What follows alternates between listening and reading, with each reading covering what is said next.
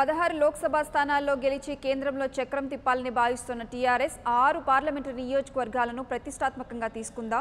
గతంలో ఆ స్థానాల్లో ఓటమితో ఈసారి ఎలాగైనా దక్కించుకోవాలనే పట్టుదలతో ఉంది గులాబీ పార్టీ. 6 పార్లమెంటరీ నియోజకవర్గాల్లో ప్రచారంతో పాటు అభ్యర్థుల గెలుపు కోసం కేసీఆర్ వ్యూహరచన చేస్తున్నారు. ఇంతకీ ఆ పార్లమెంటరీ నియోజకవర్గాలేంటి? Just watch the story.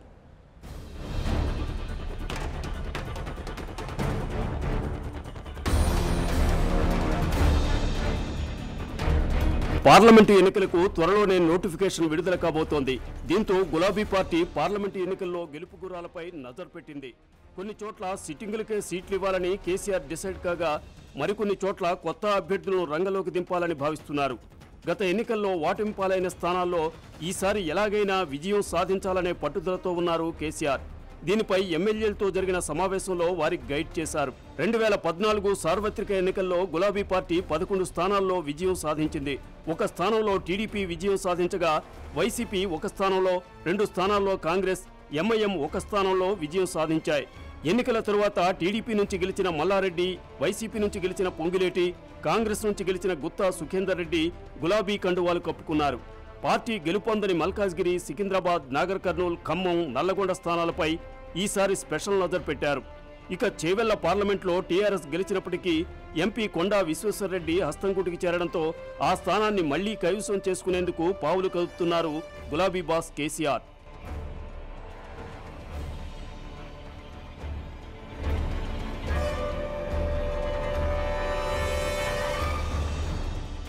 తెలంగాణలోని మొన్నటి అసెంబ్లీ ఎన్నికల్లో అన్ని జిల్లాల్లో టీఆర్ఎస్ హవా కొనసాగిన ఖమ్మం జిల్లాలో మాత్రం టీఆర్ఎస్కు ఎదురుగాలి వీచింది.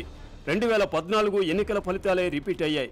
దీంతో రాబోయే పార్లమెంటు ఎన్నికల్లో ఖమ్మం స్థానాన్ని కైవసం చేసుకునేందుకు పక్కా వ్యూహంతో అమలు చేస్తున్నారు కేసీఆర్. ఖమ్మం జిల్లాలో ఆపరేషన్ ఆకర్షణ కొనసాగిస్తున్నారు. ఖమ్మం లోక్సభ పరిధిలోని ఎమ్మెల్యేలను కారెక్కిస్తున్నారు. ఇప్పటికే వైరా నుంచి గెలిచిన ఇండిపెండెంట్ ఎమ్మెల్యే రాములు నాయక్ గులాబీ కండువా కప్పుకున్నారు. టీడీపీ ఎమ్మెల్యే సండ్ర వెంకట వీరయ్య టీఆర్ఎస్లో చేరుతానని ప్రకటించారు.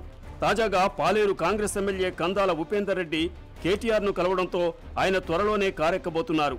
దీంతో ఖమ్మం లోక్సభ సీటును టీఆర్ఎస్ పార్టీ గెలిచే వ్యూహాలకు పదును పెట్టారు గులాబీ బాస్.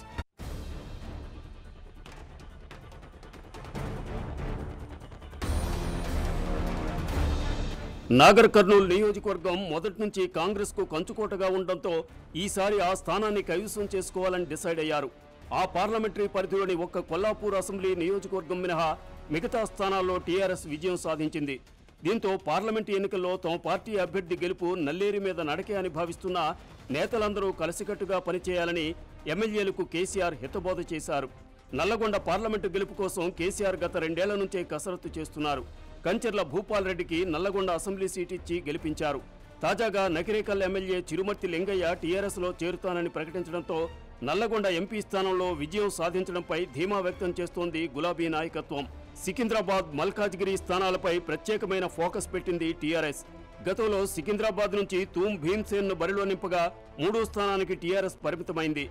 దీంతో ఈసారి ఎలాగైనా లష్కర్పై జెండా ఎగరేయాలని కంకణం కట్టుకున్నారు గులాబీ నేతలు. అక్కడి ఎమ్మెల్యేలతో పాటు మంత్రి తలసానికి బాధ్యతలు అప్పగించారు.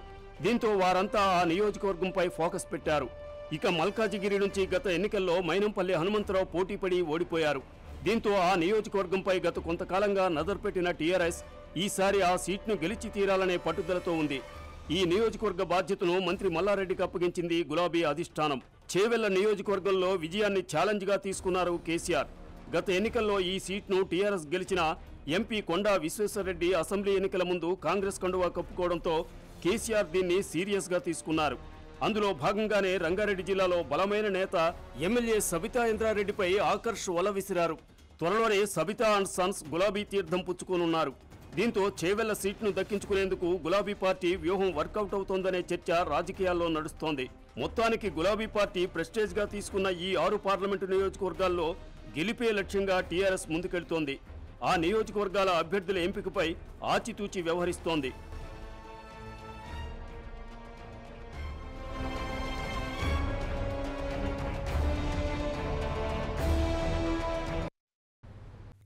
For more updates, please subscribe 99 TV Telugu.